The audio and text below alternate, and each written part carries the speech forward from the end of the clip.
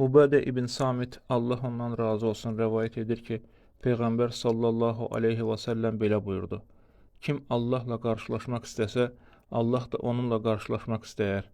Kim də Allahla qarşılaşmaq istəməsə, Allah da onunla qarşılaşmaq istəməz. Ayşə dedi: Axı biz ölmək istəmirik. Peyğəmbər sallallahu aleyhi və səlləm buyurdu: Söhbət bundan getmir. İş orasındadır ki, möminə ölüm yetişdiyi zaman ona müjdə verilir ki, Allah ondan razı qalmış və ona ehtiram göstərmişdir. Həmin an onun üçün qarşıda onu gözləyən nemətdən daha sevimli bir şey ola bilməz.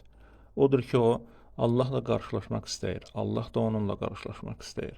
O ki, qaldı kafirə, ölüm onu haqladığı zaman ona müjdə verilir ki, Allah onu əzaba düçar edəcək və onu cəzalandıracaq.